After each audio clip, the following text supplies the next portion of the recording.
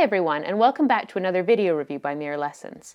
Today we're going to be talking about the latest prime lens from Sigma for the Sony APS-C system, the Sigma 30mm 1.4 Contemporary.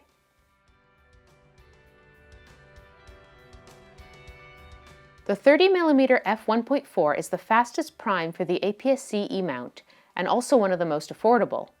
It is part of Sigma's contemporary lineup, which in layman's terms means that it targets a consumer market.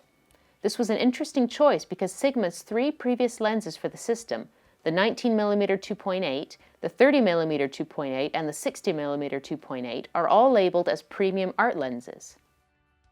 We had the chance to test this lens on our Sony a6300 for a couple of weeks, so let's have a look at what we liked and what we feel could be improved.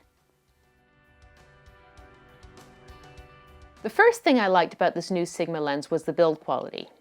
With a mix of metal and hard plastic parts, it feels solid yet lightweight, and it's a good match for Sony APS-C bodies, and even Sony full-frame bodies as long as you use them in APS-C crop mode.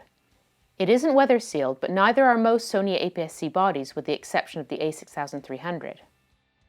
The fly-by-wire focus ring is easy to grip onto thanks to the ribbed rubber, and it works well for manual focusing.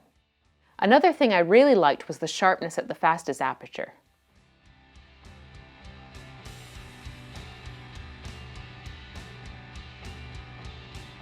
Sure, it isn't as sharp as 2.8, but it is perfectly usable for portraits or if you want to isolate your subject from the background.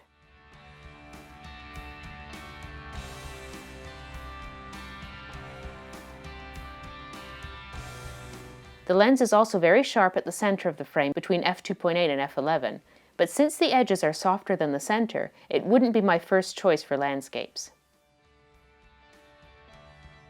Overall, I consider the bokeh attractive, especially at the fastest apertures. It is smooth and creamy, but can display some bokeh fringing around the out-of-focus areas, particularly the specular highlights. The 30mm has a minimum focus distance of 30 centimeters. It isn't a macro lens by any stretch of the imagination, but you can easily turn it into a semi-macro solution on the cheap with the Raynox 250 macro adapter. Corner shading, or vignetting, is only visible at f1.4, but if you choose the appropriate lens profile in Lightroom, it disappears at all apertures. Doing so also rids the images of the high levels of native barrel distortion. Finally, the lens defends itself well from flares and ghosting. I only came across a few examples of flare when I was shooting into bright sunlight.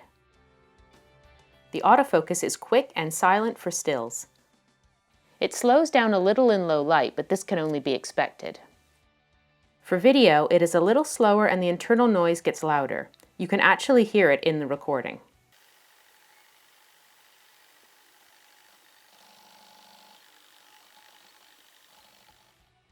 The lens's worst characteristic by far is chromatic aberration. It appears in the form of bokeh fringing and purple fringing around the edges of objects both in the center and at the edges of the frame in images with lots of contrast and in bright sunlight. It can occur even at apertures as slow as f8, but it's most severe at f1.4.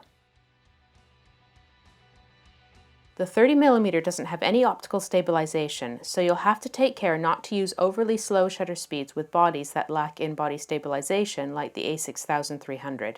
In my experience, I've found that you can usually take sharp images down to 1/25 of a second if you are steady. Otherwise, I have to say that this 30mm is a great deal if you really like this field of view. It's a little wider than your standard lens, but it can prove a great companion for street, travel, and environmental portraits. Finally, you can't beat the affordability of this lens. Despite having the fastest aperture amongst all Sony APS-C lenses, it only costs around $350 US. So, thanks for watching. Please like this video and subscribe, and if you have any questions, don't hesitate to leave a comment below this video. See you next time. Bye!